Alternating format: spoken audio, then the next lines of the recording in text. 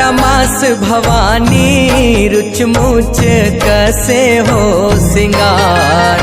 बारहमास भवानी रुच मुच कसे हो सिंगार। बारहमास भवानी रुच मुच कसे हो सिंगार। बारहमास भवानी रुच मुच कसे हो सिंगार। रुच मुच कसे हो सिंगार। रुच मुच कसे हो सिंगार। बारहमास भवानी रुच मुच कसे हो सिंगार। बारहमास भवानी रुच मुच कसे हो सिंगार।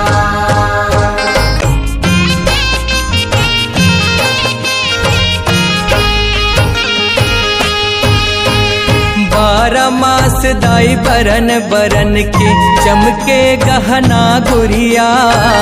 चमके गहना गुड़िया हो मैया, चमके गहना गुड़िया। माह आषाढ़ ऋतु छुनुर छुनुर दाई माह भर बाजे चुरिया। माह भर बाजे चुरिया हो मैया, माह भर बाजे चुरिया।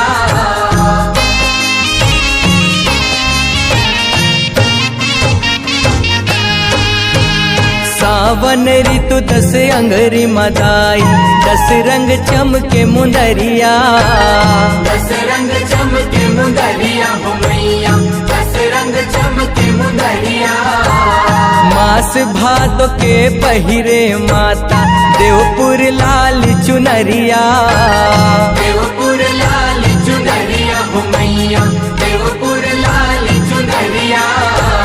कुंवर म पहिरे दस मत हारे, कुंवर म पहिरे दस मत हारे।